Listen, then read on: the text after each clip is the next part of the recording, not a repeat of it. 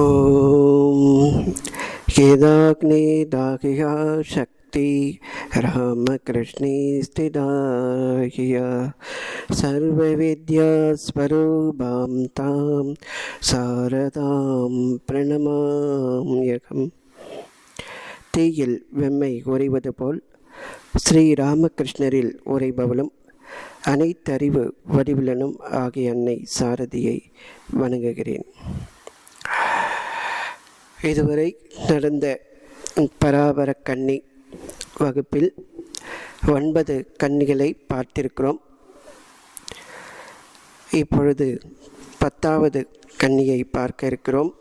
முதலில் சீராரம் தெய்வ திருவருளாம் பூமி முதல் பாராதி ஆண்ட பதியே பராபரமே, கண்ணார கண்டோர் கருப்பொருள் காணா மலருள் விண்ணூர் இருந்த இன்ப வெற்பே பராபரமே, சிந்தித்த எல்லாம் என் சிந்தை அறிந்தே உதவ வந்த கருணை மழையே பராபரமே, ஆரா அமுதே அரசே ஆனந்த வெள்ள பேராரே மோனப் பெருக்கே பராபரமே, ஆரறிவார் என்ன அனந்தமறை ஓலமிடம் பேரறிவு இன்பப் பெருக்கே பராபரமே, உரை இறந்த அன்பர் உள்ள தோங்கு ஒளியாய் ஓங்கி கரை இறந்த இன்பக்கடலே பராபரமே, எத்திக்கும் தானாகி என் இதயத்தை ஊறி தித்திக்கும் ஆனந்த தேனே பராபரமே, திக்கோடு கீழ்மேலும் திருவருளாம் பொற்பறிந்தோர் கைக்குள் வள நெல்லிக்கனியே பராபரமே, முத்தே பவளமே மொய்த்த பசும் பொற் சுடரே சித்தே என் உள்ள தெளிவே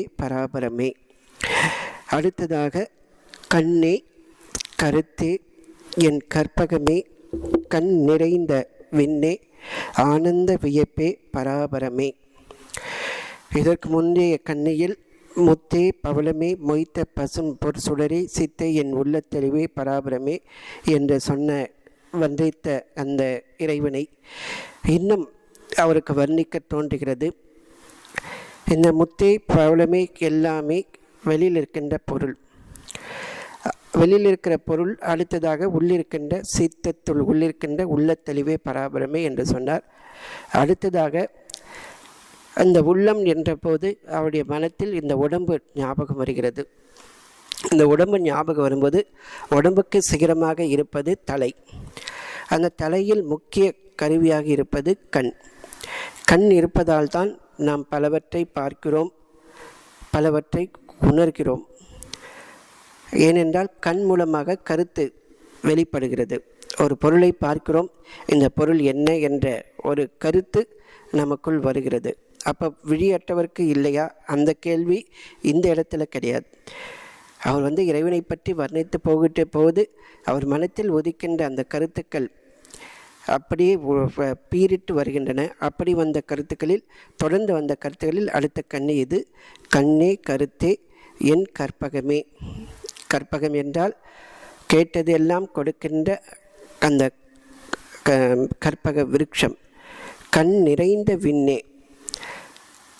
பார்க்கின்ற எல்லா இடத்திலும் நீங்களே நெருங்கியிருக்கின்றாய். கண்ணுக்கு அறிவான அறிவு ஒளியாக இருக்கின்றாய். அதனால் ஆனந்த வியப்பே, ஆனந்த வியப்பினை அடைகிறேன் என்ற பொருளில் இந்த பாடலை அருளியிருக்கிறார். ஸோ இதை நாம் விரிவாக பார்க்கலாம். ஸோ நம்ம ஏற்கனவே சொன்ன மாதிரி இந்த உடம்பில் ஒரு உயர்ந்த ஸ்தானத்தை பெற்றிருக்குது எதுனா நம்முடைய கண். ஸோ அந்த உலகத்தை பார்ப்பதற்கு உதவுகின்றது. அடுத்ததாக அந்த கண்ணுக்கு அதிஷ்டான தேவதை யாருனாக்கா சூரியன். அந்த சூரிய ஒளி இல்லைனாக்கா இந்த உலகம் தெரியாது. அதே மாதிரி கண் இல்லைனாலும் இந்த உலகம் தெரியாது. ஸோ அந்த புறத்தில் பார்த்தீங்கன்னா சூரிய தேவன், இந்த கண்ணுக்குள்ளேயும் அதே சூரிய தேவன். அந்த இறை சக்தி புற உலகத்திலும் இருப்பதும் அந்த இறை சக்தி, அக உலகிலும் இருப்பது அந்த இறை சக்தி. அந்த இரு சக்திகளும் சேருகின்ற போது ஒரு அறிவு பிறக்கின்றது. அந்த மாதிரி அந்த மீனிங்கில் இங்கே பார்க்கும்போது அந்த கண்ணுக்கு சிந்தனை தூண்டுகின்ற ஒரு அதாவது கண் மூலமாக உள்ளம் ஒரு பொறி தட்டுகிறது. அந்த உள்ளமானது சித்தத்துக்கு அனுப்புகிறது. சித்தம் ஏற்கனவே சேமித்து வச்சிருக்கிற பல விஷயங்கள் எல்லாம் தொகுத்து பார்த்து இது பசுமாடு ஒரு பசுவை பார்த்தோம்னாக்கா உடனே நமக்கு தெரியுது இது பசுமாடுன்னு. ஏற்கனவே அந்த சித்தத்தில் பதிவுகள் பதிவிடப்பட்டிருக்குது. இப்போ நம்ம கம்ப்யூட்டரில் ஒரு விஷயத்தை சர்ச் பண்ணுறோம், சர்ச் பண்ணும்போது உடனே நமக்கு ரிசல்ட் வர மாதிரி எப்படி அது குயிக்காக நடக்குதோ அதை விட குயிக்காக நமக்குள்ளே இது நடக்குது.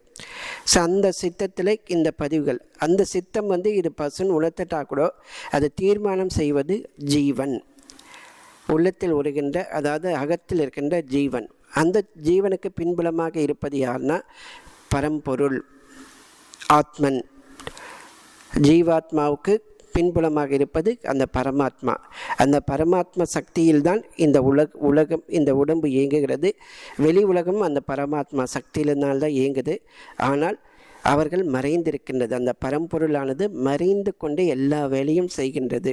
ஸோ இப்படி படிப்படியாக இருக்கின்ற அந்த புற விஷயத்தில் பார்க்கும்போது, அதாவது சாதாரண ஒரு விஷயத்தை பார்த்தாலும் அதுக்குள்ளே இருக்குது நீதான்றதை நான் புரிஞ்சுக்கிறேன்றதை இங்கே சொல்ல வர்றார். கண்ணே, அதனால்தான் கண்ணே. எப்படி ஒரு விஷயத்தை கண்ணு விளக்குதோ அதே மாதிரி நான் எந்த விஷயத்தை பார்த்தாலும் நீ எனக்கு கண்ணாக இருந்து விளக்குகின்றாய். இருப்பது நான் அன்றி வேறொன்றும் இல்லை என்ற ஒரு தத்துவத்தை எனக்கு உணர்த்தி விட்டாய். என்னை அன்றி இந்த ஜெகத் இல்லை என்ற ஒரு உணர்வை எனக்கு கொடுத்து விட்டாய். அது எப்படி கொடுத்தானாக்கா, கற்பகம், கேட்டதெல்லாம் கொடுக்கின்ற கற்பகமாக எனக்கு என்ன தேவையோ அதை உடனே நீ எனக்கு கொடுத்து விட்டாய். அடுத்தது கண் நிறைந்த விண்ணே. ஸோ கண் நிறைந்த விண்ணு, இந்த விண் முழுவதும் பார்த்தீங்கன்னாக்கா நீதான் நிறைந்திருக்கிறாய். அந்த விண் என்பது ஆகாசம். ஐம்பூதங்களில் சூக்ஷமாக இருப்பது அந்த ஆகாசம். அது எங்கும் வியாபித்திருக்கிறது. ஆனாலும் நம்ம உடம்புக்குள்ளேயும் அந்த ஆகாசம் இருக்கிறது. ஆனால் அது நம்ம உணர முடிவதில்லை. ஒரு ஜடப்பொருள்னாக்கா நம்ம உணரலாம். ஆனால் ஆகாசன்றது ஜடம் வஸ்து இல்லை, அது பரவி இருக்கின்ற நுண்ணிய வஸ்து, எங்கும் வியாபித்திருக்கின்ற வஸ்து. நுண்ணியத்துக்குள்ள நுண்ணியமாக நீக்கமர எங்கும் இருந்திருக்கிறது, எல்லாவற்றையும் கலந்து இருக்கின்றது. ஸோ அதுக்குள்ளே தான் எல்லாமே நடக்கின்றது. ஸோ இந்த மாதிரி பார்க்கும்போது பிரபஞ்சத்தை கலந்திருக்கின்ற, பிரபஞ்சத்தை தழுவிருக்கின்ற அந்த ஆகாசமும், நீ அனைத்தும் கலந்த அந்த பரம்பொருளும் நீ இருக்கின்றாய். அந்த ஆகாசமாக நீ இருக்கின்றாய். அந்த உணர்வற்ற நிலையில் இருக்கின்ற வெளியாக நீ இருக்கின்றாய். ஆனால் நீ உன்னை பார்க்கும்போது பரமாத்மாவை உணர்ந்து இந்த ஆகாசத்தை பார்க்கும்போது சிதாகாசம். இது சாதாரண ஆகாசம். நம்ம புறத்தில் பார்க்குற இந்த உலகத்தில் இந்த என்ன சொல்கிறது, பிரபஞ்சத்தில் காணப்படுகின்ற ஆகாசம் சாதாரணது. அதே ஞானக்கண் போக்கும்போது சிதாகாசம். அந்த பரம்பொருளே இந்த சிதாகாசமாக இருக்கின்றார், அறிவு பெரிவழியாக இருக்கின்றார். இதை உணர்த்துவது தான் சிதம்பரம். அந்த சிதம்பரத்தில் இறைவன் நடனம் ஆடுகின்றார். அதே இறைவன் தான் இந்த பரம்பொருளில் ஒவ்வொரு அணுக்குள்ளும் இருந்து நடனம் ஆடுகின்றார். இதை கண் நிறைந்த விண்ணே, எங்கும் உன்னுடைய கண்ணே நிறைந்திருக்கின்றது. உன்னுடைய திருவிடையாடலே எங்கும் நிறைந்திருக்கிறது. உன்னையன்று எதுவும் இல்லை, நீதான் அனைத்துமாயிருக்கின்றாய். அனைத்து இயக்கமும் நீதான், உன்னை தவிர்த்து எதுவுமே இல்லை. அதனால் உன்னை பார்க்கும்போது ஆனந்தமாக இருக்கின்றது. ஒரு தெளிவு இருந்தாலே ஆனந்தம். அந்த ஒரு ஆனந்தத்தை எனக்கு தருகின்றாய். ஆனந்த வியப்பே. இந்த தெளிவு வந்தபோது ஒரு வியப்பு. எத்தகைய வியப்பு? ஆனந்த வியப்பு. நான் தேடிக்கொண்டிருக்கின்ற இறைவன் எல்லாமாக இருக்கின்றார். கண்ணை மூடிக்கொண்டு நான் தேடிக்கொண்டிருந்தேன். அறியாமையில் இருக்கும்போது என் கண்ணுக்கு அவர் தெரியவில்லை. ஆனால் அறியாமை நீங்கிவிட்ட பிறகு, ஞானக்கண் கிடைத்து விட்ட பிறகு நான் காண்பதெல்லாம் அனைத்தும் அவனைத்தான். இதுதான் கீதையில் நம்ம பார்க்கலாம், விஸ்வரூப தரிசனம். உன்னை இந்த சாதாரண கண்ணால் என்ன பார்க்க முடியாது. திவ்யம் ததாமி சக்ஷு, உனக்கு ஞானக்கண்ணை தருகிறேன், அதன் மூலம் பார். வேறு என்னென்ன பார்க்கணுமோ பார். கடந்த காலம், எதிர்காலம், நடக்கக்கூடியது எல்லாத்தையும் நீ பார் அப்படின்னு சொல்லி கொடுக்குறாரு. அதன் பிறகு தான் அர்ஜுனனுக்கு தான் பேசி கொண்டிருப்பது சாதாரண மனிதன் அல்ல, அந்த பரம்பொருள் என்பதை உணர்றான். அதுக்கப்புறம் தான் அவனுக்குள்ளே இருக்கிற அந்த அகங்கார, அந்த மமகார உணர்ச்சி, அந்த மயக்கம், நஷ்டோ மோக, அதாவது பகவத்கீதையில் முடிவில் வருவது, அர்ஜுனா உனக்கு மயக்கம் நீங்கி விட்டதான்னு கேட்கும்போது, நஷ்டம் மோக, என்னுடைய மயக்கம் நீங்கியது, அறிவு தெளிவு பெற்றுவிட்டேன். என்று கூறுகிறான். ஸோ இந்த உள்ள தெளிவு என்பது அந்த அறிவு தெளிவு. மயக்கம் நீங்கி விடுகிறது. மயக்கம் என்பது என்ன? எல்லாவற்றையும் பேதமாக பார்ப்பது. நான், அவன், இவள், இது, அது என்று எல்லாவற்றையும் பேதமாக பார்ப்பது, ஒன்றில் பற்று வைப்பது, ஒன்றில் வெறுப்பு வைப்பது, இப்படி ஓடிக்கொண்டே இருக்கின்றது நம்முடைய வாழ்க்கை. காரணம், பிடித்தது பிடிக்காது என்ற ஒரு உணர்வு நமக்குள்ளே ஊறி விட்டிருக்கிறது. அதுக்கு காரணம், எது எனக்கு பிடிச்சிருக்கோ அது எனக்கு நன்மை தருகிறதுன்னு நான் நினச்சிக்கிறோம். ஒரு விஷயம், ஒரு பொருள், ஒரு மனிதர்கள், சில மனிதர்கள், இவர்கள் எல்லாம் எனக்கு நன்மை தரும். நன்மை எதை வைத்து சொல்கிறோம்? எனக்கு பிடித்த உணவோ அல்லது பொருளோ கொடுக்கிறார்கள், என்னை ஆதரிக்கிறார்கள், அல்லது எனக்கு வேண்டியவற்றை தருகிறார்கள். ஆனால் அப்படி தருகின்ற அந்த மனிதர்களும் சரி, அனுபவிக்கின்ற விஷயங்களும் சரி, ஒரு குறிப்பிட்ட எல்லை வரைக்கும் தான் இருக்கும். காலம் காலமாக நிலைத்திருக்காது. இப்படி நாம் ஓடிக்கொண்டே இருக்கிறோம். கடைசியில் நம்ம நான் நினச்ச அந்த உடம்பே ஒரு நாள் இல்லை ஒரு நாள் அழிந்து போகிறது. இப்படி அழிந்து போகின்ற அந்த உடலை மையமாக கொண்டு அழிகின்ற மனிதர்களிடத்தில், அழிகின்ற வஸ்துக்களிடத்தில் நாம் நிதர்சனத்தை பார்க்கிறோம், உண்மையை காண்கிறோம், பொய்யானவற்றில் உண்மையை காண்கிறோம். அதனால தான் பிரச்சனையே வருகிறது. அப்போது அந்த அறியாமை நீங்க பிறகு எல்லாமாக இருப்பது அவனே. அவனே விளையாடி கொண்டிருக்கிறான். அவனே நண்பன், அவனே எதிரியாக இருக்கின்றான். அவனே ஜடப்பொருள், அவனே உணர்வு பொருள். எல்லாமாக இருப்பது அவனே, எல்லாமாக இருப்பது அவனே என்ற ஒரு உணர்வு வருகிறது. அந்த உணர்வு வந்த பிறகு நாம் காண்பதெல்லாம் அனைத்தும் அவனே. யார் மீது கோபம் படுவது, யார் மீது வெறுப்பு கொள்வது, யாரிடத்தில் அன்பு கொள்வது, எல்லாமே அவன். அந்த பேதமற்ற ஒரு நிலை. அந்த நிலை வரும்போது தான் நாம் இறைவனை இன்னும் அதிகமாக பக்தி செலுத்துகிறோம். இதை அப்பர் ஒரு பாடலில் பாடுறார். திருவே என் செல்வமே, தேனே, வானோர் செழுஞ்சுடரே, செழுஞ்சுடர் நற்சோதிமிக்க உருவே, என் உறவே, என் ஊனே, ஊனின் உள்ளமே, உள்ளத்துள் நின்ற கருவே, என் கற்பகமே, கண்ணே, கண்ணின் கருமணியே, மணியோடு பாவாய் காவாய், அருவாய வல்வின நோய் அடையா வண்ணம் ஆவடு தண்டுரையும் அமரர் ஏரே. இறைவா, நீ என்னுடைய திருநக செல்வம். திருநக இறைவன் பொருள், உயர்ந்த ஒரு வஸ்து. இங்கே திருமகள், அதாவது நல்ல வினை.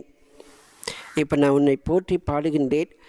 இதற்கு காரணமாக இருப்பது வினை என்றால் அந்த நல்வினையும் நீதான், உன்னை அறிந்த நிலை. அடுத்து அதன் மூலமாக நீதான் என்னுடைய செல்வம் என்று உணர்ந்து கொண்டேன். ரெண்டாவது தேன். தேன் ஒருபோதும் கசக்காது.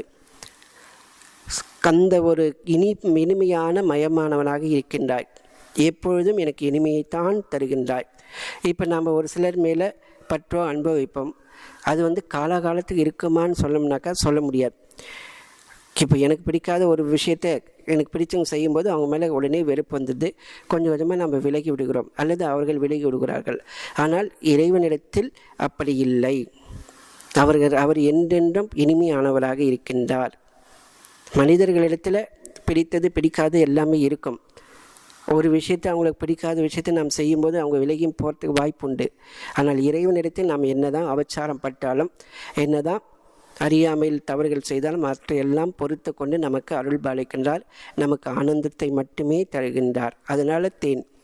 அந்த இறைவன் எப்படிப்பட்டவர்? நமக்கு மட்டுமானாக்கா வானோர் செழுஞ்சுடரே, வானவர்களுக்கு அரியதாக இருக்கின்ற ஜோதி, வானவர்களுக்கு உள்ளிருக்கின்ற ஜோதி, அந்த ஜோதி மிக்க உருவே, அந்த ஜோதி வடிவாக இருக்கின்ற இறைவா. அப்படிப்பட்ட நீ, வானோர்களுக்கு அந்த உறவாக இருக்கின்ற நீ என்னுடைய உறவாகவும் இருக்கின்றார். என்னுடைய உடம்பாக இருக்கின்றாய். உடம்புக்குள் இருக்கின்ற உள்ளமாக இருக்கின்றாய். உள்ளத்தில் இருக்கின்ற கருத்தாக இருக்கின்றாய். அடுத்தது கற்பகமாக, எனக்கு வேண்டியது இங்கே சொன்னார் இல்லை, கற்பகமே அப்படின்னு சொல்கிற மாதிரி எனக்கு நீ கற்பகமாக இருக்கின்றாய். கண்ணாக இருக்கின்றார். கண்ணின் உள்ளே இருக்கின்ற கருமணியாக மணியாடு பாவாய் காவாய். இப்படியெல்லாம் இருக்கின்ற நீ, உன்னிடத்தில் ஒரே ஒரு வேண்டுகோள், அருவாய வல்வின நோய் அடையா வண்ணம் ஆவடு தண்டுரையும் அமரர் ஏரே. உன்னை அடைந்த பிறகு உன்னுடைய திருவடி தாளிலிருந்து நான் வழுவாதபடி அருள் பாலிப்பாய். வலி, அதாவது என்னுடைய கண்ணுக்கு புலப்படாதது அந்த அருவினை நோய், தொல்வினை நோய், அது என்னை தாக்கக்கூடாது. எப்போதும் என்னை காத்தருள், உன்னை விட்டு பிரியாத நிலை எனக்கு தந்தருள் அப்படின்னு சொல்கிறார். இப்போது அருவாய நோய் அடையாதபடி என்னை காப்பாயின்னு சொல்கிறாரு. உன்னை கண்டுவிட்ட பிறகு எப்படி வழுகின்ற நிலை வரும்? ஆனாலும் அப்படி ஒரு நிலை வரும். ஜெய விஜயர்கள் மகாவிஷ்ணுவுக்கு காவலர்களாக இருப்பவர்கள். ஆனால் அவர்களுக்கு அகங்கார உணர்வு வந்துவிட்டது. அதனால் சனகாதி முனிவர்கள் வரும்போது அவர்களை அனுமதிக்காமல் அபச்சாரம் செய்தோடனே அவங்க சாபம் கொடுக்குறாங்க. நீங்கள் பூலோகத்தில் பிறந்து துன்ப நிலையை அடையட்டும் அப்படின்னு. அப்புறமா பகவானே அங்கே காட்சி கொடுத்து, சரி அவருக்கு சனகாதி முனிவருடைய சாபத்தை நீங்கள் ஏற்று தான் ஆகணும்.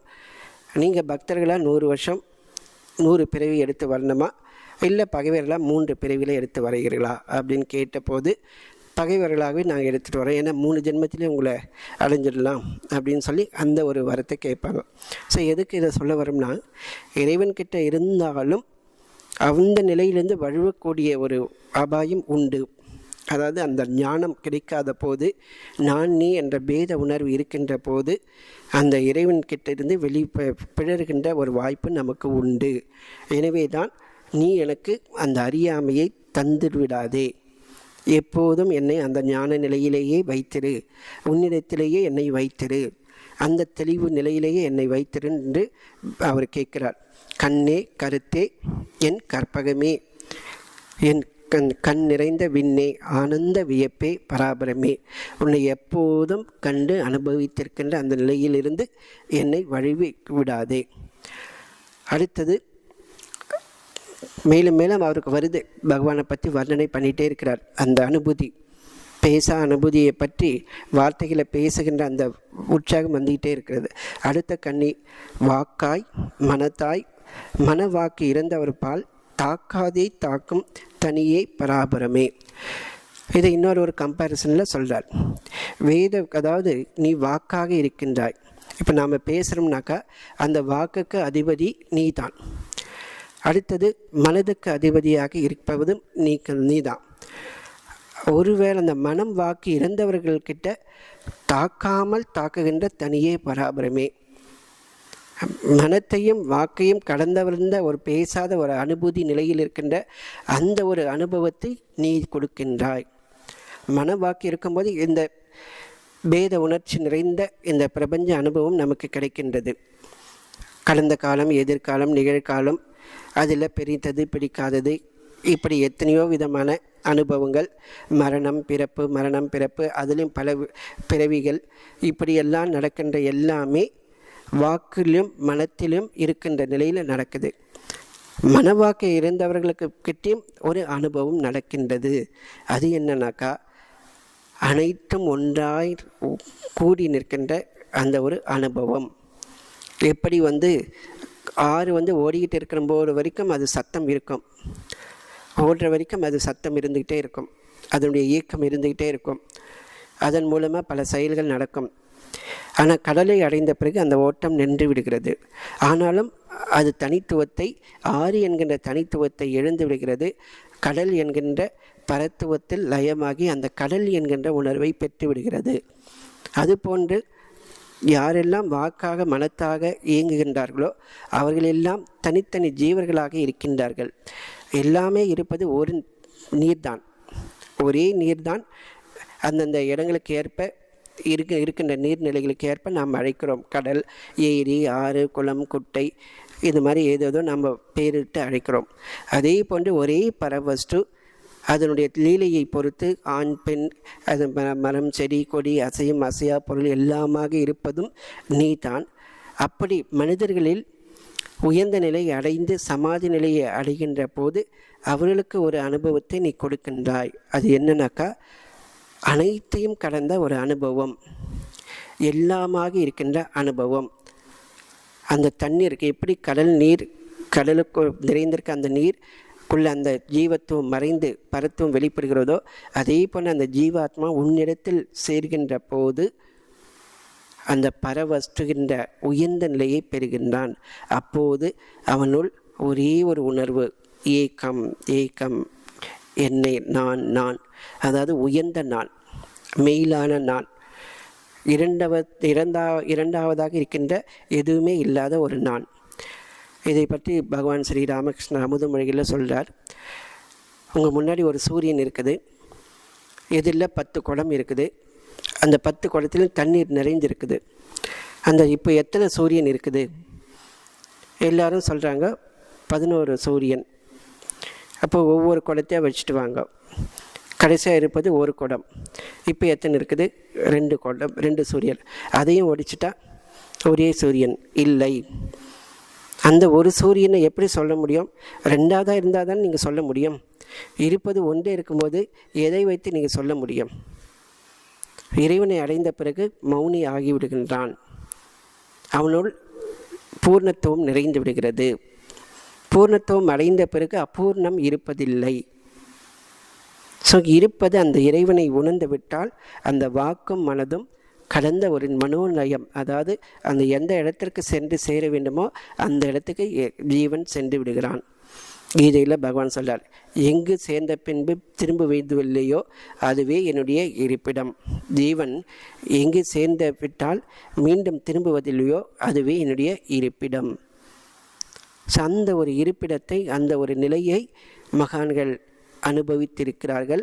அதைத்தான் மீண்டும் மீண்டும் தங்களுடைய வார்த்தைகளில் வெவ்வேறு விதமாக கூறுகின்றார்கள்.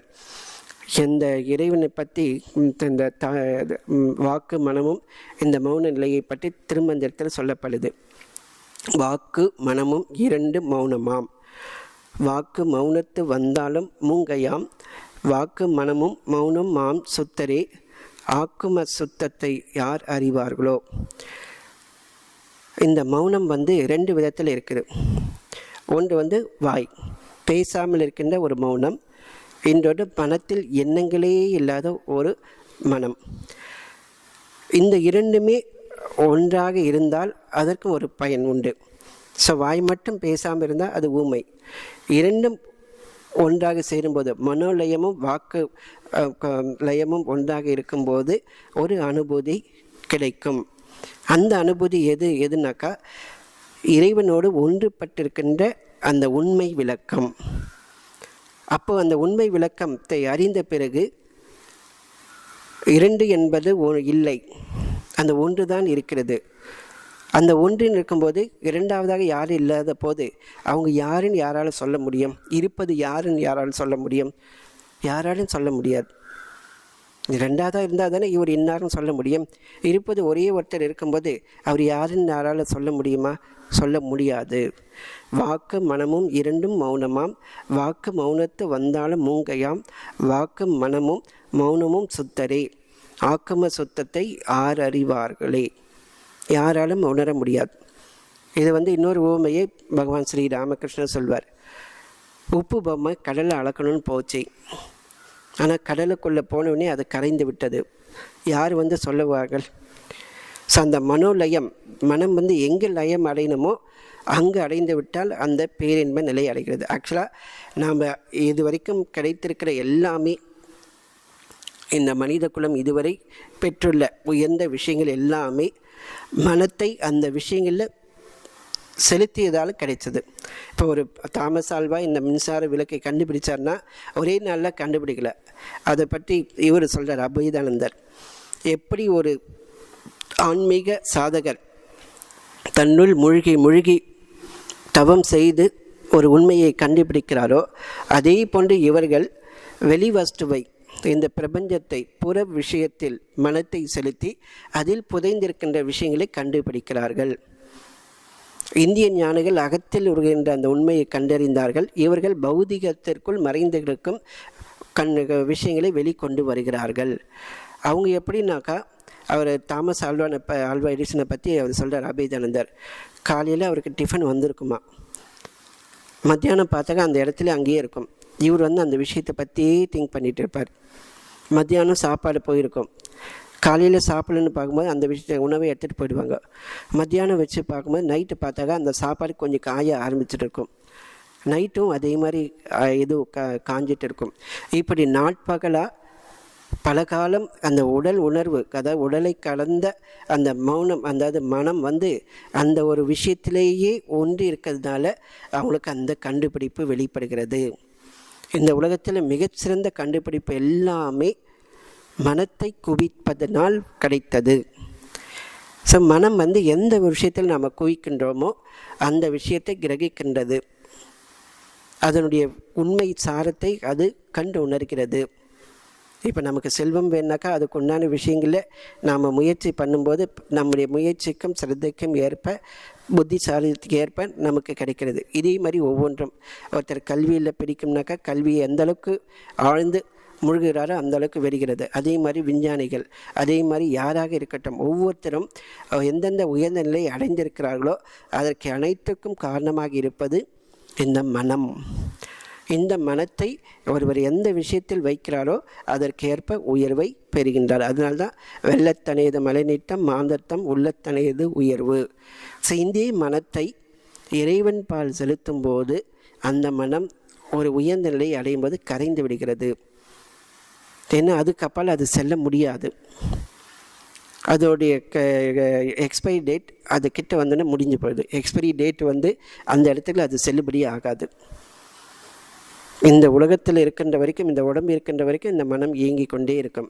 அந்த உடம்பு போயிட்ட பிறகு சூக்ஷ்ம சரீரத்தில் அந்த மனம் இருக்கின்றது. ஆனால் இறைவனை கண்டுகின்ற போது அந்த மனம் இருந்த இடம் தெரியாமல் போய்விடுகிறது. அது தூய மனம் இறைவன் கிட்ட கொண்டு போய் சேர்க்கிறது.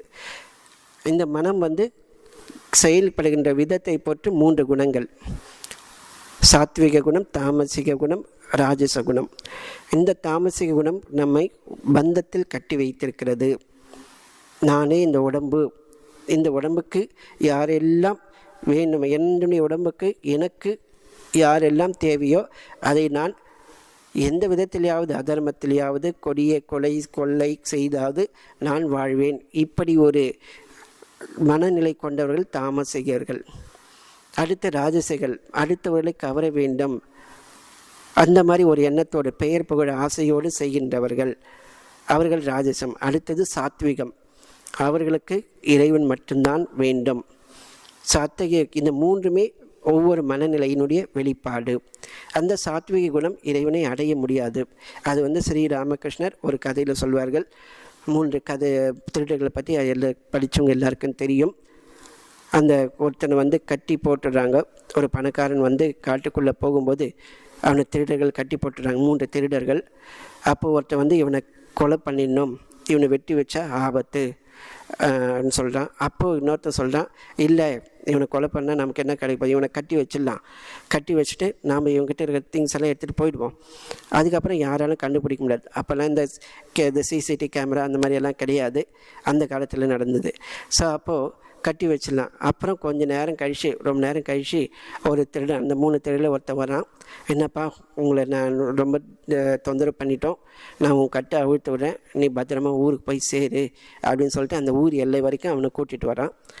கூட்டிகிட்டு வந்தோடனே அதை உன்னுடைய ஊர் வந்துச்சு, நீ போ, இவ்வளோ ஹெல்ப் பண்ணியிருக்கீங்க, உதவி பண்ணியிருக்கீங்க, நீங்கள் எங்கள் வீட்டுக்கு வாங்க, உங்களுக்கு நான் கொஞ்சம் ஏதாவது சாப்பாடுக்கே படுக்கணும். ஐயோ நான் அங்கே வர முடியாது, வந்தால் போலீஸ் என்னை பிடிச்சிக்குவாங்க, அதனால் நீ மட்டும்தான் போகணும். ஸோ எந்த மனம் நம்மளை பந்தப்படுத்தியதோ அதே மனம் இறைவனை அடைகின்ற போது அது கிட்ட வராமல் நீ போயிடுன்னு சொல்லிட்டு விட்டுட்டு அது மறைந்து விடுகிறது. அந்த மனத்தை கடந்தவர்களை கண் நிறைந்த விண்ணாக ஆனந்த வியப்பு, அதாவது வாக்காய் மனத்தாய் மனவாக்கு இறந்தவர் பால் தாக்காதே தாக்கும் தனியே பராபரமே. தனித்திருப்பவன், அவனுடைய இயல்பை யாராலும் அறிந்து கொள்ள முடியாது. அந்த தனி பரம்பொருளை அவர்கள் கண்டு உணர்கிறார்கள். அதாவது அவனை அடைந்தவர்கள் அவன் மயமாக ஆகிவிடுகிறார்கள். அதுக்கப்புறம் என்ன நடந்தது யாராலும் சொல்ல முடியாது. இதுக்கு குருதேவர் இன்னொரு உதாரணத்தையும் சொல்வார். அதாவது ஒரு 3 பேர் அந்த ஒரு பெரிய சுவர் இருக்குது, அந்த பெரிய சுவருக்குள்ளே என்ன நடக்குதுன்னு யாருக்கும் தெரியல. ஊர் மக்கள் எல்லாம் சொல்கிறாங்க, அந்த செவத்துக்கு அப்பால் என்னப்பா இருக்குது, யாராவது போய் கண்டுபிடிச்சி சொல்லுங்கன்னு சொல்லி. ஆனால் அந்த செவரு ஏறது கொஞ்சம் கஷ்டம். எப்படியோ 3 பேர் ஏறத்துக்கு ட்ரை பண்ணுறாங்க. முதல்ல இருக்கிறவன் பார்த்துட்டு ஆஹாஹான்னு கத்திட்டு அப்படியே அந்த செவத்துக்குள்ளே கொதிச்சிட்றான். அதன் பிறகு 2வதாக இருக்கிறவன் அவன் ஆஹாஹான்னு சொல்கிறான், அதனால் குதிக்கலை, அவன் சைலண்ட் ஆகிறான், அவனால் எதுவுமே சொல்ல முடியாது. மூணாவதாக இருக்கிறவன் பார்த்துட்டு சொல்கிறான். அத்தகைய யாருனாக்கா அவதார புருஷர்கள், இறைவனால் நியமிக்கப்பட்டவர்கள். அவர்கள் அந்த அனுபவத்தை ஓரளவுக்கு வாயால் சொல்கிறார்களே தவிர முழுமையாக அவர்களால் சொல்ல முடியாது. ஸோ அந்த மாதிரி அந்த இறைவனை கண்டுவிட்டால் அனைத்து சந்தேகங்களும் அகன்று விடுகின்றன. சந்தேகம் எப்போ வருது? அபூர்ணம், ஒரு குறை இருக்கும்போது தான் அந்த ஒரு வினா வருகிறது, கேள்வி வருகிறது. மனம் நிறைந்திருக்கும் போது கேள்வி எழுவதில்லை, குறை இருக்கும்போது தான் கேள்வி வரும். அந்த ஒரு நிறை இருக்கும்போது, பூர்ண நிறை இருக்கும்போது, கேள்வியே இல்லாத அந்த ஆனந்த நிலையில் இருக்கும்போது அந்த ஆனந்தத்தை அனுபவிப்பது ஒன்றே போயிட்டு இருக்கும். அவர்களுக்குள்ளே அந்த இயக்கம் போயிட்டே இருக்கும். ஸோ அந்த ஒரு அனுபூதியை பெற்ற பிறகு அதை பற்றி ஏதாவது சொல்ல முடியுமா? இந்த ஒரு நிலையை அடைந்தவர்கள் அந்த ஒரு அனுபவத்தை ஏதாவது சொல்ல முடியுமா? அதுக்கு ஏதாவது வழி இருக்கான்னு சொல்லிட்டு அடுத்த பராபர கண்ணியில் தாயுமானவர் கேட்கிறார். பார்த்த இடம் எல்லாம் பரவலியாய் தோன்ற ஒரு வார்த்தை சொல்ல வந்த பராபரமே. பார்க்கின்ற இடமெல்லாம் பரவலியாக நீ இருக்கின்றாய், இதை அடைவதற்கு ஏதாவது ஒரு வார்த்தை ஏதாவது இருக்கிறதா? அது ஏதாவது இருந்தால் சொல்லுங்கோ அப்படின்னு இந்த பாடலில் கேட்குறார். பார்த்த இடமெல்லாம் பரவலியாய் தோன்ற ஒரு வார்த்தை சொல்ல வந்த மனுவே பராபரமே. ஸோ இந்த புத்தகங்களில் சிலது அந்த பாடபேதம் சொல்லுவாங்க. தாயுமானவர் பாடல்களில் பார்த்தீங்கன்னா இவர் சித்பாவனந்தர் பாடலில் வார்த்தை சொல்ல வந்த மனுவே பராபரமேன்னு இருக்குது. ஒரு சில புத்தகங்களில் அந்த மனு என்ற சொல் இல்லை, சொல்ல வந்த பராபரத்தோடு நிற்கின்றாங்க. பட்டு சித்பாவனந்தர் சொல்லியிருக்கிறது கரெக்டுன்னு நமக்கு தோன்றுது. ஸோ இந்த மனு என்ற சொல் மந்திரம் என்று பொருள். ஸோ அந்த இறைவனை அடைவதற்கு ஒரு சுலபமான மார்க்கம் எதுன்னாக்கா மந்திரம். மந்திரம் என்றால் தன்னை ஜெபிப்பவர்களை தூய்மையாக்கி அந்த இறைநிலைக்கு இட்டு செல்வது. இப்போ இந்த கடிகாரம் இருக்குது. இப்போ கடிகாரம் கடிகாரம் கடிகாரம் நான் சொல்லிக்கிட்டு இருந்தாக்கா அது ஒன்றுமே நடக்க போதில்லை, டைம் வேஸ்ட்டு, எல்லாமே வேஸ்ட்டு. இதே ஓம் நமச்சிவாய நமச்சிவாயில் ஓம் நம நாராயணாய குரு மூலமாக பெற்ற மந்திரத்தை இப்போ நானே ஓம் நமச்சிவாயின்னு சொல்லிட்டு இருந்தால் அது மந்திரம் கிடையாது, அதுவும் ஒரு சொல்லு தான். ஆனால் ஒரு குருக்கிட்ட உபதேசம் வாங்கிட்டு அந்த மந்திரத்தை ஜெபிக்கும் போது அதற்குள் ஒரு சக்தி இருக்கின்றது, உயிர் சக்தி, இறை சக்தி அதற்குள்ளே அந்த குருவானவர் கொடுக்கின்றார். ஸோ அப்படி ஏதாவது வார்த்தை ஏதாவது இருக்கின்றதா அப்படின்னு கேட்குறார். ஸோ இந்த மந்திரம், அந்த மந்திரம் என்ன மந்திரம்? ஸோ எவரை இறைநிலைக்கு இட்டு செல்கிற எந்த ஒரு சொல் ஒருவனை இறைநிலைக்கு இட்டு செல்கிறோ அந்த சொல்லுக்கு மந்திரம் என்று பெயர். அது இறை நாமமாக இருக்கலாம் அல்லது மகா வாக்கியமாக இருக்கலாம். 4 வேதங்களில் அந்த 4 வாக்கியங்கள் தத்துவமசி, பிரஜானம் பிரம்ம, அயமாத்மா பிரம்ம, அகம் பிரம்மாஸ்மி. ஸோ இதை குரு வேதாந்த சாதனை பண்ணிட்டு வரும்போது அந்த முடிவு நிலையில் அந்த உபதேசத்தை கொடுக்கின்றார். அந்த உபதேசத்தை கேட்ட மாத்திரத்திலேயே அவனுக்கு அனுபூதி கிடைத்துவிடும். அகம் பிரம்மாஸ்மின்னு சொன்னாவே தான் பிரம்மமாக இருப்பதை உணர்வான். தத்துவமசி என்று சொன்னவுடனே குருவனுடைய அருளால் அந்த அஞ்ஞானம் நீங்கி விடுகிறது, தானே அந்த பரம்பொருளாக இருப்பதை உணர்வான். பிரஜான பிரம்ம, அந்த ஞானமே பிரம்மமாக இருக்கிறது, அந்த விழிப்புணர்வே பிரம்மமாக இருக்கிறது. அயம் ஆத்மா பிரம்ம, என்னுள் இருக்கிற அந்த ஆத்மா தான் பிரம்மம் என்கின்ற ஒரு இது. இப்போ நாம் இதெல்லாம் கேள்வி ஞானத்தில் சொல்கிறோம். இதை ஒரு சத்குரு, இறை அனுபூதி பெற்றவர் அப்படி அருளால் சொல்லும்போது அவர் சொல்கின்ற அந்த ஒரு சொல்லின் மூலம் வெளிச்சம் நமக்கு வந்து விடுகிறது. அந்த வார்த்தையிலேயே அனுபூதி அவர் கொடுக்கின்றார். சப்போஸ் நம்ம இந்த அறைக்குள்ளே இருக்கிறோன்னு வச்சுங்க, திடீர்னு மூடிட்டாங்க, ஒரு வாரமாக நம்ம எங்கேயும் போக முடியல, எவ்வளோ கத்தியும் ஒன்றும் நடக்கலை, திடீர்னு ஒருத்தர் திறந்தாங்கன்னு வச்சுங்க, நமக்கு எப்படி இருக்கும்? அப்படியே ஒரு ஆனந்தத்தோடு நம்ம போவோம். அந்த மாதிரி காலகாலமாக நாம் இந்த உடல் என்கின்ற சிறைக்குள்ளே நாம் அகப்பட்டு ஓடி ஓடி ஏதோ பண்ணிகிட்டு இருக்கிறோம். அப்படிப்பட்ட நிலையில் இந்த உடல் சிறைன்னும் போது அந்த கரணம் எல்லாமே சேர்ந்தது, நம்மை பிணைத்திருக்கின்ற எல்லாமே சேர்ந்தது, சூக்ஷ்ம சரீரம் எல்லாமே, காரண சரீரம் எல்லாமே கட்டுண்ட இந்த ஜீவ நிலை. இந்த ஜீவ நிலையிலிருந்து விடுவிக்கின்ற ஒரு சொன்ன உடனே நாம் அந்த மயக்கத்திலேருந்து நீங்குகிறோம். இதுக்கு வந்து இன்னொரு உதாரணத்தை சொல்லுவாங்க. கனவுல நாம் என்னென்னமோ பண்ணுறோம், பார்க்குறோம், பேசுகிறோம். ஆனால் விழிப்புணர்வு நிலை வந்தவுடனே கண்டது எல்லாமே எங்கே போய்விட்டதுன்னு நமக்கு தெரிவதில்லை, எப்படி வந்ததுன்னு தெரியாது. அதே மாதிரி தான் விழிப்புணர்வு நிலை வந்த பிறகு நாம் அந்த அனுபூதியை பெறுகிறோம். அந்த அனுபூதியை பெறுகின்ற அந்த ஒரு வாக்கியம், அந்த ஒரு வார்த்தையை எனக்கு சொல்லுங்கள் அப்படின்னு சொல்கிறார். ஸோ இந்த ஒரு வாக்கியம் அது குரு நமக்கு சொல்வார். ஒரு குரு நமக்கு எந்த ஒரு மந்திரத்தை கொடுத்திருக்கிறாரோ அதுதான் நமக்கு வழி. அந்த வழியாகத்தான் நாம் செல்ல வேண்டும். அதை விட்டுட்டு வேறு வழியில் சென்றால் குறிக்கோளை அடைவது சந்தேகம், மேலும் அலைச்சல் தான் அதிகமாகும். எனவே குரு மூலமாக இந்த உபதேசத்தை பெற வேண்டும். அந்த வார்த்தை எனக்கு சொல்லுங்கள், அந்த மந்திர வடிவாக இருந்து ஆனந்தத்தை தாருங்கள் அப்படின்னு சொல்லி இவர் கேட்கின்றார். அது என்ன வாக்கியம், எதுக்கு, எந்த ஒரு உபதேசம், எதுக்காக, எந்த அனுபூதி பெறுவதற்காக? பார்த்த இடமெல்லாம் பரவலியாய் தோன்ற ஒரு வார்த்தை. நான் பார்க்கின்ற இடமெல்லாம் நீங்கள் தான் இருக்கின்றீர்கள் என்பதை அனுபூதியாக உணர்த்தக்கூடிய ஒரு சொல். இதே விஷயத்தை அபிராமி பட்டர் பாடுறார். பார்க்கும் திசைதோறும் பாசாங்குசமும் பனிச்சிறை வண்டு ஆர்க்கும் புதுமலர் ஐந்தும் கரும்பும் என் அல்லலெல்லாம் தீர்க்கும் திருப்புறையால் திருமேனியும் சிற்றடையும் வார்குங்கும முளையும் முளைமேல் முத்து மாலையுமே. எங்கே பார்த்தாலும் நீ தான் இருக்கின்றாய். பார்க்கின்ற திசையெல்லாம் பாசாங்குசத்தை, அங்குச பாசத்தை நீ ஏந்திருக்கிறாய். அதில் 5 மலர்கள் இருக்கின்றன. அந்த மலர்கனைகள் மேலே வண்டுகள் மொய்த்து நீங்காரம் இடுகின்றன. அழகிய கரும்பு வில்லை கொண்டு என்னுடைய துன்பமெல்லாம் திரிக்கின்ற வடிவாகி நீ இருக்கின்றாய். உன்னை கண்ட மாத்திரத்தில் என்னுடைய துன்பங்கள் எல்லாம் போய்விட்டன. உடல் இருந்தால்தான் துன்பம். நான் உடல் உணர்வு கடந்த நிலையை போய்விட்டேன். ஆனால் நீ உடல் வடிவு எடுத்து வந்திருக்கிறாய்.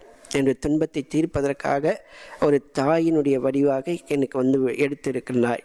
நுண்ணிய இடை கச்சை அணிந்த குங்கும கலசங்கள், அவற்றில் மேல் முத்து மாலைகளுமாக நீ எனக்கு காட்சி தருகின்றாய் அப்படின்னு அந்த அபிராமி பட்டர் பாடுகின்றார். இவர் இந்த நிலையை தரிசனம் பெறுவதற்கு அவர் ஏற்கனவே செய்து வந்த அந்த உபாசனை, இவரை எடுத்தவுடனே இந்த நிலையை அடையவில்லை. எத்தனையோ வருடங்களாக உண்மையிலேயே அந்த அபிராமியை உபாசனை செய்ததன் பலன் அந்த நேரத்தில் அந்த அனுபூதியாக விளைந்தது. அந்த ஜீவாத்ம நிலையை கடக்கின்ற ஒரு நிலை. நீ வராவிட்டால் எனக்கு இந்த தேகம் வேண்டாம், ஒன்று நீ அல்லது நான். நீ இல்லாவிட்டால் நான் இல்லை, எனக்கு எதுவும் வேண்டாம், என்னை எடுத்துக்கொள்னு சொல்லிட்டு அந்த ஜீவாத்மா தன்னை பகவானிடத்தில் முழுமையாக ஒப்படைக்கும் போது அந்த ஒரு காட்சி கிடைக்கின்றது. ஸோ உன்னை ஒப்படைக்கின்ற அந்த ஒரு திறம், அந்த திறத்தை எனக்கு கொடுக்க வேண்டும். அந்த திறத்தை கொடுக்கக்கூடிய ஒரு சொல் எனக்கு கொடு. அருணகிரிநாதர் விஷயத்திலையும் அப்படியே தான் இருந்தது. முழுமையாக துன்பங்களை அடைந்த பிறகு எனக்கு இது வேண்டாம் முருகா எடுத்துக்கொள்ளணும் போது அவர் வெளிப்பட்டார். ஸோ நம்மை முழுமையாக ஒப்படைக்கின்ற தருணத்தில் அந்த ஒரு வெளிச்சம் நமக்கு வருகின்றது. ஸோ அந்த முழுமையாக இறைவனுக்கிட்ட நம்மை ஒப்படைக்கக்கூடிய திறமையை எது எனக்கு கொடுக்கிறதோ அந்த சொல் மந்திரம். அந்த மந்திர சொல்லை எனக்கு கொடுங்கள். பார்த்த இடமெல்லாம் பரவலியாய் தோன்ற ஒரு வார்த்தை சொல்ல வந்த பராபரமே. அந்த சொல் எது வேணாலும் இருக்கலாம். தத்துவமசியாக இருக்கலாம், அல்லது சும்மா இரு சொல்லற முருகப்பெருமான் அருணகிரிநாதருக்கு உணர்த்திய ஒரு வாசகம்.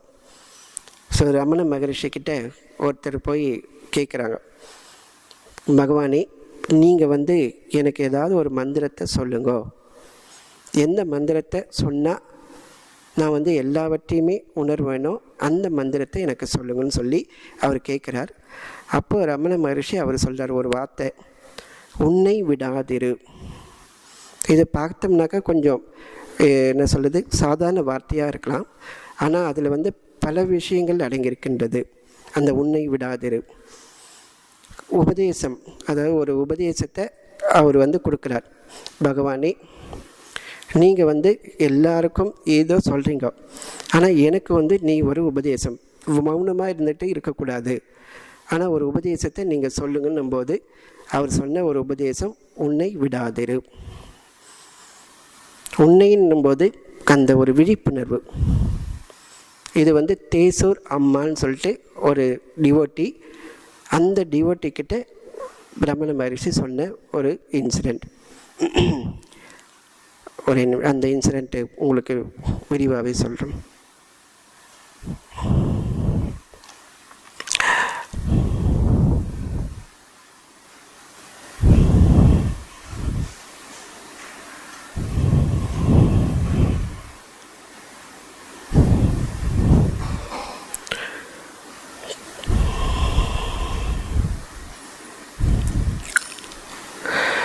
இந்த தேசூர் அம்மா வந்து 1903 அண்ணாமலை அடிவாரத்தில் பூவெல்லாம் பறிச்சுட்டு இருப்பாங்க. அப்போது மக்கள் எல்லாம் ஒரு இடத்துக்கு போகிறாங்க. நீங்கள் எல்லாம் எங்கே போகிறீங்கன்னு கேட்டபோது ஒரு சின்ன பையன் மாதிரி ஒருத்தர் இருக்கிறாரு. ஆடாமல் அசையாமல் உட்காந்துட்டு இருக்கிறாரு. அவருடைய முகத்தில் கருணையும் சாந்தமும் நிறைந்திருக்குது. அங்கே தான் நாங்கள் போகிறோம். சரின்னு சொல்லிட்டு இந்த அம்மாவை போய் பார்க்குறாங்க. அங்கே அவர் குளிக்காமல் இருந்தால் கூட அவருடைய உடம்பு முழுக்க பொன் போல் ஜொலித்துக்கிட்டே இருக்குது. ஆனால் எலும்பு தோலுமாக அவர் இருக்கிறார். அவர் பார்த்தோன்னே என்னுடைய கண்களில் தண்ணி வந்துடுச்சு. நானும் அப்படியே ஆடாமல் அசையாமல் இருந்தேன். அவர் கண்ணை திறந்து என்னை பார்த்தோன்னே நான் என்னை முழுமையாக அவர்கிட்ட சமர்ப்பணம் பண்ணிட்டேன். வாழ்நாள் முழுக்க அவருக்கு நான் சாப்பாடு கொடுக்கணும்னு சொல்லிட்டு ஒரு உறுதியை நான் எடுத்துக்கிட்டேன். ஸோ அதனால் அன்னையிலேருந்து அந்த அம்மா வந்து விருபாட்ச கொலைக்கு போகும்போது அந்த உணவு அளிக்கிற அந்த தொண்டெல்லாம் பண்ணிட்டு வந்திருக்காங்க. என்றைக்குமே அவங்க வந்து அந்த ஒரு பிக்ஷை கொடுக்குற அந்த ஒரு விஷயத்தை தவறினதே இல்லை. ஸோ அப்படி இருக்கும்போது அந்த ஒரு முறை அந்த அம்மா வந்து நடந்துட்டு போகும்போது ஒரு குரங்கு வந்து அந்த அம்மாவை பார்த்து சீரும். உடனே பகவான் சொல்வார், அவளும் நம்மால் தான், நம்ம வம்சம்தான், சும்மா இருன்னு சொன்னவுடனே அந்த குரங்கு வந்து அமைதியாகி அவரோட ஒரு ஃப்ரெண்ட்ஷிப் வச்சுக்கிட்டு. ஸோ அப்போது ஒரு முறை ஒரு சாதுக்கிட்ட இன்றைக்கி ஒரு பௌர்ணமி, தீட்சை பெறத்துக்கு ரொம்பவே நல்ல நாள், பகவான் பெரிய ஞானி, அவர்கிட்ட சொல்லி உனக்கு தீட்சை தர சொல்கிறேன்னு சொல்லி ஒரு சாது சொல்லிட்டு போவார். ஸோ அப்போது இவரும் போய் கேட்குற. அப்படி பொதுவாக அவர் ரமண மகர்ஷி தீட்சை யாருக்குமே கொடுத்ததில்லை. இவர் பார்த்துட்டு நமஸ்காரம் பண்ணவுடனே இவர் ஏதோ கேட்கறதுக்கு வந்திருக்காங்கன்னு சொல்லி ரமணருக்கு தெரிய வருது. என்ன வேணும் தேசூர் அம்மான்னு கேட்குறாரு. எனக்கு ஏதாவது ஒரு தீட்சையை கொடுக்கணும், மந்திர தீட்சை. ஓ மந்திரமா அப்படின்னு கேட்டவுடனே உன்னை விடாதிரு, அது சொன்ன உடனே அந்த அம்மாவுக்கு ஒரு அனுபூதி கிடைத்து விட்டது. மீன்ஸ் உன்னைனாக்கா ஆத்மா, அந்த ஆத்மாவை விடாதிரு. ஆத்மாவை விட்டு விட்டு இந்த தேகத்தை நீ பற்றிருக்கின்றாய். இதிலிருந்து விடுபட்டு நீ ஆத்மாவாக இரு. இந்த தேகம் இருக்கட்டும், அது எவ்வளோ காலம் பிராரப்தம் இருக்கிறதோ அவ்வளோ காலம் இருக்கட்டும். நீ வந்து அந்த தேகத்தை பற்றிருக்கின்ற அந்த நிலையிலிருந்து ஸ்தூல உடம்பில் இருக்கின்ற அந்த அபிமானத்தை விட்டு உன்னுடைய உண்மையான சொரூபமாகி அந்த ஆன்மாவிலேயே இரு. ஸோ இந்த மாதிரி ஒரு வார்த்தை, ஒவ்வொருத்தருக்கும் ஒவ்வொரு வார்த்தை. குருதேவர் எடுத்துக்கிட்டிங்கனாக்கா தன்னுடைய நேரடி சீடர்களுக்கெல்லாம் ஒரே வழி சொன்னதில்லை, ஒரே உபதேசத்தையும் கொடுத்ததில்லை. அவர்கள் வழிக்கு ஏற்ப அவர் கொடுத்திருக்கிறார். அந்த மாதிரி என்னை ஒரு உயர்ந்த அந்த எல்லா இடத்திலும் உன்னை காண்பதற்கு எந்த ஒரு வார்த்தை எனக்கு உதவுமோ அந்த வார்த்தையை எனக்கு கொடு. பார்த்த இடமெல்லாம் பரவலியாய் தோன்ற ஒரு வார்த்தை சொல்ல வந்த பராபரமே. அடுத்த ஒரு பாடல், வானந்தம் மண்ணின் அனந்தம் வைத்து வைத்து பார்க்க எனக்கு ஆனந்தம் தந்த அரசே பராபரமே. வானத்தின் முடிவிலும் சரி, இந்த மண்ணின் முடிவிலும் சரி, அந்த முடிவிலெல்லாம் கடந்து கடந்து பார்க்கும்போது எனக்கு ஆனந்தத்தை தொடுக்கின்றாய். ஸோ அந்த வானம் பூமி அதனுடைய முடிவு, அது நிறைந்திருக்கின்ற அந்த நிறைவை நோக்கி நான் தரிசனம் செய்தேன். இந்த பிரபஞ்சம் எடுத்துட்டாக்கா 5 பூதங்களாக இருக்கின்றது. அந்த 5 பூதங்களும் ஒடுங்குகின்ற இடத்துல எதுனாக்கா அந்த பரம்பொருள் தான் இருக்கிறது. அந்த பரம்பொருள் தான் ஆனந்த ஸ்வரூபம், சச்சிதானந்த ஸ்வரூபம். அந்த சச்சிதானந்த ஸ்வரூபம் தான் ஒவ்வொரு ஜீவனுக்குள்ளேயும் இருக்கின்றது. எப்படி இந்த பிரபஞ்சத்தை எல்லாம் ஒதுக்கி பார்க்கின்ற போது அதனுடைய இயக்கம் அந்த பரம்பொருள் என்று உணர்கிறோமோ, நம்முடைய இயக்கத்தை எல்லாம் கடந்து, அதாவது உள்ளுக்குள்ளே மூழ்கி மூழ்கி போர்க்கும்போது எது எஞ்சிருக்கிறதோ அதை கண்டு கொண்டவனே அதை எல்லாவற்றுக்கும் மேலானவன், அவன்தான் இயக்கம், அவனே ஆட்சி செய்கிறான். அந்த ஆட்சி சிறகத்தை பார்க்கும்போது அரசே என்று அழைக்கின்றார். நீதான் உண்மையான அரசன். இந்த பிரபஞ்சத்தையும் இயக்குகின்றாய், இந்த மானிடர்களையும் இயக்கின்றாய். அனைத்தும் நீ தான். உன்னை அன்றி எதுவுமே இல்லை. இறைவா, உன்னுடைய அரசாட்சியில் எனக்கு ஒரு விண்ணப்பம். இந்த ஒரு நிலையை, உன்னோடு இருக்கின்ற நிலையிலிருந்து என்னை வழுவாதிருக்க அருள் செய். எல்லாவற்றிலும் முன்னிலேயே நான் இருக்க வேண்டும், முன்னிடத்திலேயே இருக்க வேண்டும். அந்த ஒரு பிரார்த்தனையை இங்கே வைக்கின்றார். ஸோ அந்த வானந்தம் மண்ணின் அனந்தம் வைத்து வைத்து பார்க்க எனக்கு ஆனந்தம் தந்தை அரசே பராபரமே. இதெல்லாம் எப்போ நமக்கு கிடைக்குனாக்கா, நமக்கு இதை தவிர வேறு எதுவுமே வேண்டாம். இறைவன் அன்றி எனக்கு வேறு எதுவுமே வேண்டாம். இந்த உலக இன்பங்களோ வேறு எதுவுமோ மறு இன்பமோ சொர்க்கமோ எதுவுமே வேண்டாம், நீ மட்டுமே வேண்டும் என்று உறுதியோடு இருந்து அதற்காக முயற்சி செய்ய வேண்டும். எவ்வளவு காலம் முயற்சி செய்ய வேண்டும்? அதை யாராலும் சொல்ல முடியாது. இறைவனை தவிர வேறு யாராலும் சொல்ல முடியாது. அதனால்தான் பகவான் சொல்றார், கடமையை செய், பலனை எதிர்பார்க்காதே. உன்னுடைய நீ செய்ய வேண்டியது கடமையை மட்டும் செய்வது, ஆன்ம சாதனை மட்டும் செய்து கொண்டு இரு. பலன் உனக்கு எப்போ கொடுக்க வேண்டும் என்பது நான் அறிவேன். நம்ம பொதுவாக ஒரு விஷயத்தை செஞ்சுட்டு இம்மிடியேட்டாக ரிசல்ட்டை எதிர்பார்க்குறது நம்முடைய ஒரு குறைபாடு. ஒரு தீட்சை வாங்கிட்ட பிறகு கொஞ்சம் வருஷம் 20 10 வருஷமோ இல்லை 5 வருஷமோ இல்லை 5 வருஷமோ பண்ணிவிட்டு ஒன்றுமே நமக்கு நடக்கலைன்னு சொல்லி நாம் கம்ப்ளைண்ட் பண்ணுவோம். அப்படி இல்லாமல் முயற்சி செய்வது தான் உன்னுடைய வேலை, மீதியை நான் பார்த்து கொள்வேன். அப்படி நாம் தொடர்ந்து முயற்சி செய்துக்கிட்டு வரும்போது தான் ஒரு விஷயம், அது என்னன்னாக்கா, எல்லாமாக நீ இருக்கின்றாய். பூரம் மாம்ஸ் அனலோ அனிலோ ஆம்பர மகநாதோ இமாம்ச புமாம் இத்யாபாதி சராச்சராத்மிகதம் எஸ்ஸைவ மூர்த்தி அஷ்டகம் ஞான்யத் கிஞ்சன வித்யதே விம்சதாம் யஸ்மாத் பரஸ்மாத் விபோ தஸ்மை ஸ்ரீ குருமூர்த்தியே நம இதம் தக்ஷணாமூர்த்தியே. பூரம் பாம் அனலோ அனலியோ, இந்த பூமி, அதாவது இந்த பூமி, ஜலம், அக்னி, காற்று, ஆகாயம், சூரியன், சந்திரன், உயிர் என்று எல்லா இயக்கங்களும் அசைகின்ற அசையாத எல்லாமாக 8 வடிவங்களாக நீ பிரகாசிக்கின்றாய். உலகத்தினுடைய தனித்துவ உண்மை இயக்கத்தினுடைய கருப்பொருள் எங்கே இருக்கின்றது என்று யாரெல்லாம் கண்டு உணர்கிறார்களோ அந்த பரம்பொருள் நீ தான். உன்னை அன்றி வேறு எதுவுமே உயர்ந்த வஸ்து கிடையாது. அப்படி நீ இருக்கின்ற அந்த பரம்பொருளே உனக்கு நமஸ்காரம். உன்னை தவிர்த்து எதுவுமே இல்லை. பூரம் பாம்ஸ் அனலோ அனிலோ ஆம்பர மகநாதோ இமாம்சு புமான் இத்யாபாதி சராச்சராத்மிகம் இதம் எஸ்ஸைவ மூர்த்தி அஷ்டகம். அந்த அஷ்ட பொருளாக நீ பிரகாசிக்கின்றாய். உன்னை தவிர்த்து எதுவுமே இல்லை. இந்த ஒரு அனுபூதியை பெறுவதற்காகத்தான் நாம் உபாசனை செய்கின்றோம். இந்த உபாசனையை நாம் செய்து வந்தால் அடுத்ததாக என்ன கிடைக்கும்? ஆனந்தம். அதுவும் எப்படிப்பட்ட ஆன்மம்? அன்பை பெருக்கி எனது 6 உயிரை காக்க வந்த இன்பப் பெருக்கே இறையே பராபரமே என்று சொல்கின்ற ஒரு நிலை. இதை பற்றி அடுத்த வாரம் நாம் பார்ப்போம் இந்த பாடலுடைய விளக்கத்தை.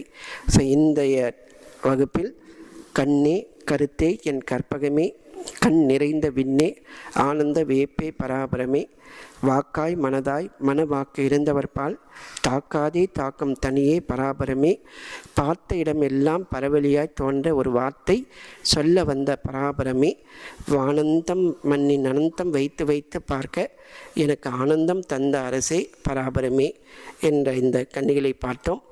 அடுத்ததாக அடுத்த வரும் வியாழன் அன்று மீதை தொடர்ந்து நாம் காண்போம். இறை அருளால் இது போன்ற நூல்களை நாம் படித்து அதனுடைய உண்மை விளக்கத்தை உணர்ந்து இப்பிறவிலேயே அந்த மேலான நிலையை அடைவதற்கு குருதேவர் அருளட்டும் என்ற பிரார்த்தனையோடு இன்றைய வகுப்பை இந்த அளவில் பூர்த்தி செய்கிறோம். ஓம் சாந்தி சாந்தி சாந்தி. ஹரி ஓம் தத்சத். ஸ்ரீராமகிருஷ்ணார்ப்பணமஸ்து.